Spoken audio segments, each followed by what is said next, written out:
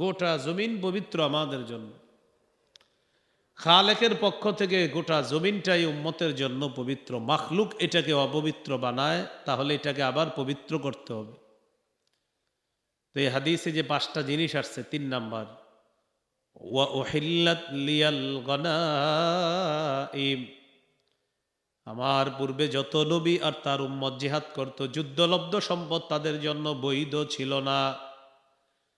আমার জন্য, আমার উম্মতের জন্য আল্লাহর পক্ষ থেকে যুদ্ধলব্ধ গনিমতের সম্পদ বৈধ করে দেওয়া হয়েছে।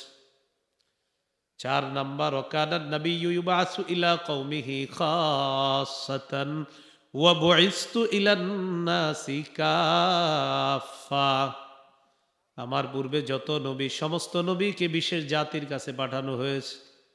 আমি নবী মুহাম্মদ সাল্লাল্লাহু আলাইহি ওয়াসাল্লামকে গোটা জগতের জন্য নবী হিসাবে পাঠানো হয়েছে। 5 নাম্বার ওয়াতিতুশ শাফাআ, আমাকে সার্বজনীন সুপারিশ করার অনুমতি দেওয়া হয়েছে। সার্বজনীন সুপারিশ কি? সহিহ বুখারীর 4712 নম্বর হাদিস। কিয়ামতের ময়দানে সবাই খুব বিপদে পড়বে। সবাই বলবে আল্লাহ বিচার ব্যবস্থাটা শুরু করুক, এটা সবাই কামনা করবে। ঈসা নবী সবাইকে নিয়ে আমাদের নবীর কাছে যাবে।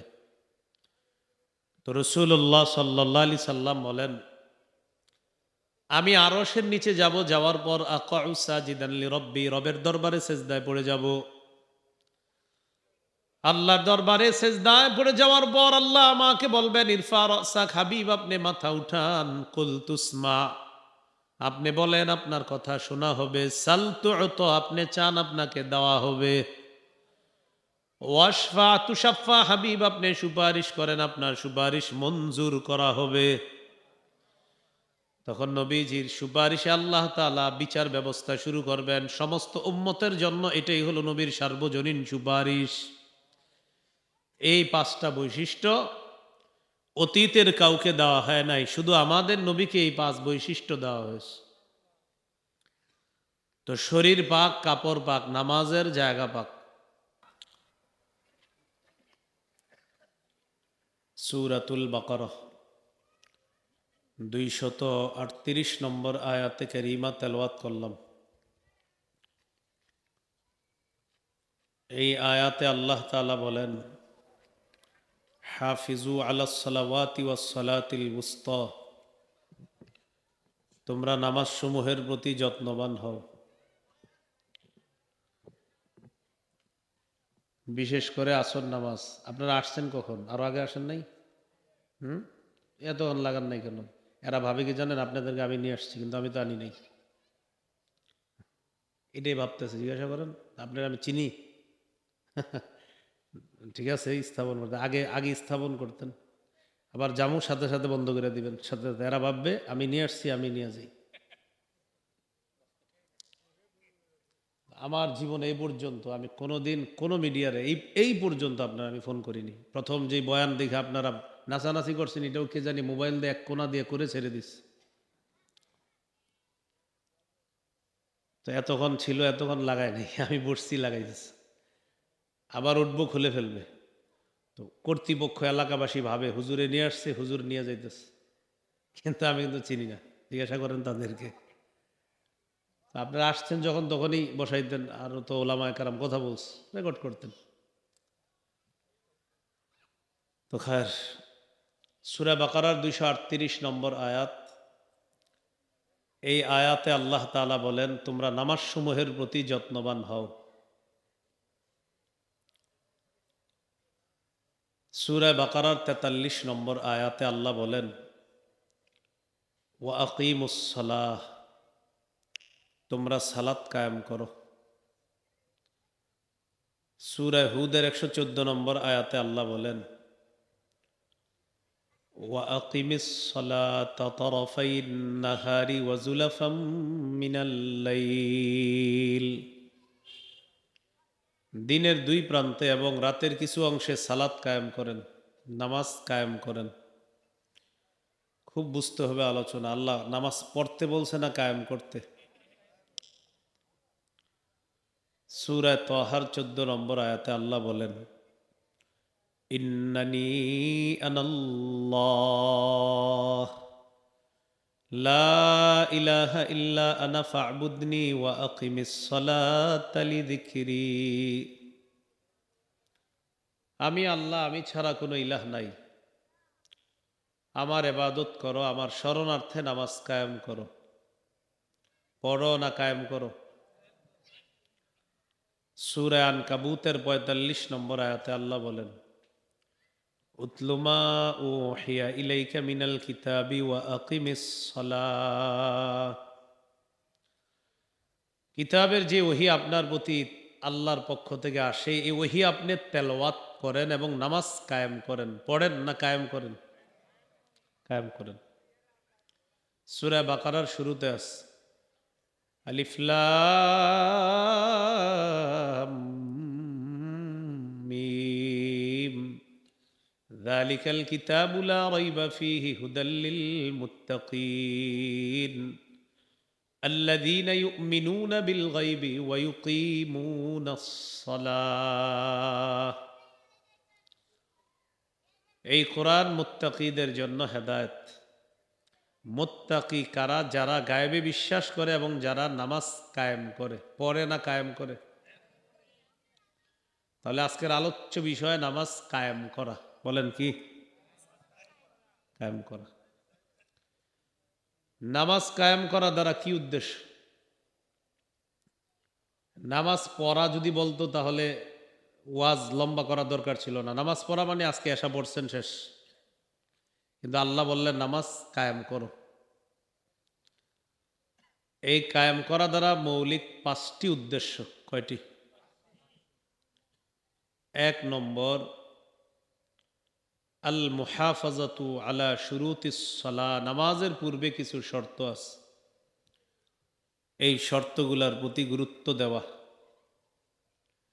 2 নম্বর, আল মুহাফাজাতু আলা রুকুই ওয়াস সুজুদ। রুকু সেজদাগুলা ধীরস্থির ভাবে করা। 3 নম্বর, আল মুহাফাজাতু আলাল খুশুই ওয়াল খুদু। খুশু খুজুর সাথে নামাজ পড়া। 4 নম্বর, পরিবারকে নামাজের হুকুম করা। 5 নম্বর, আমার প্রতিবেশী, আমার এলাকার, আমার সমাজের, আমার থানার, আমার জেলার, আমার বিভাগের, আমার দেশের, রাষ্ট্রের প্রতিটি মুসলমান যেন নামাজি হয়, এই চেষ্টা অব্যাহত রাখা মানে নামাজ কায়েম করা। তাহলে নামাজ কায়েম করা দ্বারা কয়টি উদ্দেশ্য? ফার্স্ট, 1 নাম্বার উদ্দেশ্য নামাজের পূর্বের শর্তগুলা গুরুত্ব দেওয়া। নামাজের পূর্বে কি শর্ত আছে? যেমন শরীর পাক, কাপড় পাক, নামাজের জায়গা পাক, সতর ঢাকা, কেবলামুখী হওয়া, অক্তমতো নামাজ পড়া, নামাজের নিয়ত করা। শরীর পাক করা দ্বারা উদ্দেশ্য হলো শরীর নাপাক থাকলে এটাকে পাক করতে হবে, অজু না থাকলে অজু করা, গোসল ফরজ হলে গোসল করা।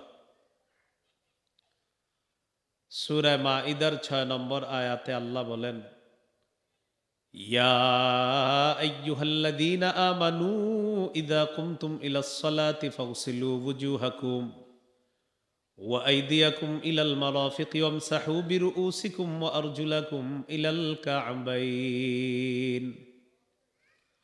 হে ঈমানদারগণ, যখন তোমরা নামাজের ইচ্ছা করো, তোমাদের মুখমণ্ডল ধৌত করো, 2 হাত ধৌত করো, মাথা মাসাহ করো, 2 পা ধৌত করো। ওয়া ইন কুনতুম জুনুবান ফাত্তাহহারু। যদি তোমরা জুনুবি হও, তোমাদের উপর যদি গোসল ফরজ হয়, তাহলে গোসল করো। সহিহ বুখারীর বর্ণনা, 6956 নম্বর হাদিস। عن أبي هريرة رضي الله تعالى عنه عن النبي صلى الله عليه وسلم قال لا يقبل الله صلاة أحدكم إذا أحدث حتى يتوضأ। রাসূলুল্লাহ সাল্লাল্লাহু আলাইহি সাল্লাম বলেন, তোমাদের কারো অজু না থাকলে অজু না করা পর্যন্ত তার নামাজ আল্লাহ তাআলা কবুল করবেন না। তিরমিজির 4 নম্বর হাদিস। قال رسول الله صلى الله عليه وسلم مفتاح الجنة الصلاة ومفتاح الصلاة الطهور। রাসূলুল্লাহ সাল্লাল্লাহু আলাইহি সাল্লাম বলেন, জান্নাতের চাবি হলো নামাজ, নামাজের চাবি হলো পবিত্রতা। পবিত্রতা অর্জন করে নামাজ পড়া, এটা নামাজের চাবি। এই হলো শরীর যদি নাপাক থাকে এটাকে পাক করা, অজু না থাকলে অজু করা, গোসল ফরজ হলে গোসল করা। নামাজের পূর্বে আপনার অজু গোসল ঠিক আছে কিনি এটা চেক করে নামাজ পড়া মানে নামাজ কায়েম করা। সুবহানাল্লাহ। কাপড় পাক, নামাজের পূর্বে আপনার কাপড়টা পাক আছে কিনা এটা চেক করতে হবে। চললাম তো।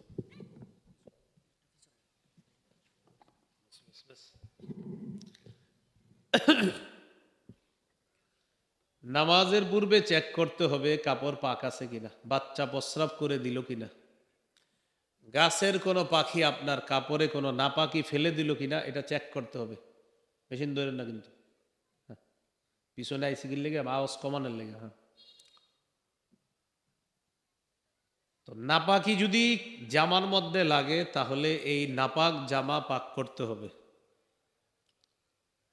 সূরা মুদ্দাসসিরের 4 নম্বর আয়াতে আল্লাহ বলেন, ওয়া থিয়াবাকা ফাতাহহির, নবী আপনি আপনার কাপড়গুলোকে পবিত্র করেন। রাসূলুল্লাহ সাল্লাল্লাহু আলাইহি সাল্লামের কাছে একজন মহিলা আসছে, সহিহ বুখারীর 227 নম্বর হাদিস। জাআত ইমরাআতুন নবী সাল্লাল্লাহু আলাইহি ওয়াসাল্লাম ফাকালাত আরাআইতা ইহদানা তাহিদু ফিস সাওব ফাকাইফা তাসনাউ ইয়া রাসূলুল্লাহ। এক মহিলা রাসূলুল্লাহ সাল্লাল্লাহু আলাইহি সাল্লামের কাছে এসে জিজ্ঞাসা করলেন, এক মহিলা রাসূলুল্লাহ সাল্লাল্লাহু আলাইহি সাল্লামের কাছে আসলেন, আসার পর মাসালা জিজ্ঞাসা করলেন। সহিহ বুখারীর 227 নম্বর হাদিস। নবীজিকে জিজ্ঞাসা করলেন, আরাআইতা ইহদানা তাহিদু ফিস সাওবি ফাকাইফা তাসনাউ ইয়া রাসূলুল্লাহ। হুজুর, নারীদের কাপড়ে যদি নাপাকি লাগে এই নাপাকি পবিত্র করার কি উপায়? فقال رسول الله صلى الله عليه وسلم تحته। নবীজি বললেন ওই নাপাকিটা ঘষে উঠাবে, ঘষে উঠাবে। 2 নাম্বার, সুম্মা তুকরিসুহু বিল মা, এরপরে নাপাকি পানি দিয়ে রিগড়িয়ে নিবে। 3 নাম্বার, ওয়া তানদাহুহু, এটাকে ভালোভাবে চিপবে, চিপার পর এটা শুকাবে। সুম্মা তুসাল্লি ফি, এরপরে পবিত্র কাপড়ে নামাজ পড়বে। হাদিস দ্বারা বোঝা যায় নামাজের পূর্ববর্তী শর্ত হলো শরীর পাক করা, কাপড় পাক করা, কাপড় পবিত্র আছে কিনা এটা চেক করে নামাজ পড়া মানে নামাজ কায়েম করা। নামাজের জায়গা পাক, বাসায় যদি সুন্নত নামাজ পড়েন যায় নামাজটা বিছানোর পরে দেখবেন বাচ্চা প্রস্রাব করছে কিনা, অন্য কোনো নাপাকি আছে কিনা। মসজিদে যদি নামাজ পড়েন তাহলে জানালার পাশে যদি দাঁড়ান কোনো বাতাসে আপনার নামাজের জায়গায় নাপাকি এসে গেছে কিনা এটা চেক করবেন। সহিহ বুখারীর 438 নম্বর হাদিসের বর্ণনা। قال رسول الله صلى الله عليه وسلم أعطيت خمسا لم يعطهن أحد من الأنبياء من قبلي। রাসূলুল্লাহ সাল্লাল্লাহু আলাইহি সাল্লাম বলেন, আমাকে এমন 5টি জিনিস দেওয়া হয়েছে যা অতীতের কাউকে দেওয়া হয় নাই। 1 নাম্বার, নুসিরতু বির-রু'বি মাসিরাতা শাহরিন, আমার প্রভাব 1 মাসের দূরত্বে বেঈমানদের অন্তরে সৃষ্টি করে দিয়ে তাদের মধ্যে ভীতি সঞ্চার করার মাধ্যমে আমি নবীকে আল্লাহর পক্ষ থেকে সাহায্য করা হয়েছে। এটা সহজ হয়ে গেল না? কারো বিরুদ্ধে নবী বের হবে জিহাদ করার জন্য 1 মাসের আগে থেকে তাদের মধ্যে কম্পন সৃষ্টি হয়ে যায়, কিরে ঘটনা কি, কে আসতেছে, নবী বলেন এটা আল্লাহর পক্ষ থেকে আমাকে সাহায্য করা হয়েছে। 2 নাম্বার ওয়াজুইলাত লিয়াল আরদু মাসজিদান ওয়া তাহুরা, গোটা পৃথিবীর যে জমিনটা আছে জমিন আমার জন্য পবিত্র এবং সেজদার স্থান বানিয়ে দেওয়া হয়েছে। ফাআইয়ুমা রাজুলিন মিন উম্মতি আদরাকাতহুস সালাহ ফালইউসাল্লি, আমার কোন উম্মতের যখন নামাজের সময় হয়, আমার কোন উম্মতের যখন নামাজের সময় হয়, আশেপাশে যদি ইবাদত খানা না পায়, ওই পবিত্র জমিনের মধ্যে নামাজ আদায় করে নিবে, আল্লাহ তাআলা তার নামাজ কবুল করে নিবেন। গোটা জমিন পবিত্র আমাদের জন্য, খালেকের পক্ষ থেকে গোটা জমিনটাই উম্মতের জন্য পবিত্র। মাখলুক এটাকে অপবিত্র বানায়, তাহলে এটাকে আবার পবিত্র করতে হবে। তো এই হাদিসে যে 5টা জিনিস আসছে, 3 নাম্বার ওয়া উহিল্লাত লিয়াল গনাইম, আমার পূর্বে যত নবী আর তার উম্মত জিহাদ করত, যুদ্ধলব্ধ সম্পদ তাদের জন্য বৈধ ছিল না। আমার জন্য, আমার উম্মতের জন্য আল্লাহর পক্ষ থেকে যুদ্ধলব্ধ গনিমতের সম্পদ বৈধ করে দেওয়া হয়েছে। 4 নাম্বার ওয়াকানান নাবিয়্যু ইউবাসু ইলা কওমিহি খাসসাতান ওয়া বুইসতু ইলান নাসি কাফা, আমার পূর্বে যত নবী, সমস্ত নবীকে বিশেষ জাতির কাছে পাঠানো হয়েছে। আমি নবী মুহাম্মদ সাল্লাল্লাহু আলাইহি ওয়াসাল্লামকে গোটা জগতের জন্য নবী হিসাবে পাঠানো হয়েছে। 5 নাম্বার ওয়াতিতুশ শাফাআ, আমাকে সার্বজনীন সুপারিশ করার অনুমতি দেওয়া হয়েছে। সার্বজনীন সুপারিশ কি? সহিহ বুখারীর 4712 নম্বর হাদিস। কিয়ামতের ময়দানে সবাই খুব বিপদে পড়বে, সবাই বলবে আল্লাহ বিচার ব্যবস্থাটা শুরু করুক, এটা সবাই কামনা করবে। ঈসা নবী সবাইকে নিয়ে আমাদের নবীর কাছে যাবে। তো রাসূলুল্লাহ সাল্লাল্লাহু আলাইহি সাল্লাম বলেন, আমি আরশের নিচে যাব, যাওয়ার পর আকাউ সাজিদান লিরাব্বি, রবের দরবারে সেজদায় পড়ে যাব। আল্লাহর দরবারে সেজদায় পড়ে যাওয়ার পর আল্লাহ আমাকে বলবেন ইরফা রাসাক, হাবিব আপনি মাথা উঠান। কুল তুসমা, আপনি বলেন আপনার কথা শোনা হবে। সাল তুত, আপনি চান আপনাকে দেওয়া হবে। ওয়াশফা তুশাফা, হাবিব আপনি সুপারিশ করেন, আপনার সুপারিশ মঞ্জুর করা হবে। তখন নবীজির সুপারিশে আল্লাহ তাআলা বিচার ব্যবস্থা শুরু করবেন সমস্ত উম্মতের জন্য। এটাই হলো নবীর সার্বজনীন সুপারিশ। এই 5টা বৈশিষ্ট্য অতীতের কাউকে দেওয়া হয় নাই, শুধু আমাদের নবীকে এই 5 বৈশিষ্ট্য দেওয়া হয়েছে। তো শরীর পাক, কাপড় পাক, নামাজের জায়গা পাক, ক্যাবলামুখী হয়ে নামাজ পড়া, সতর ঢাকা বাকি আছে। সতর ঢেকে নামাজ পড়া মানে হলো আপনার যতটুকু কাপড়ে সতর ঢাকা আবশ্যক, ততটুকু কাপড় তো সবার জন্য বাধ্যতামূলক লাগবেই। এখানে একটা মাসালা মনে রাখা, যে সতর ঢাকতে তো হবেই, পাশাপাশি একটু পরিপাটি হয়ে মসজিদে গিয়ে নামাজ পড়া।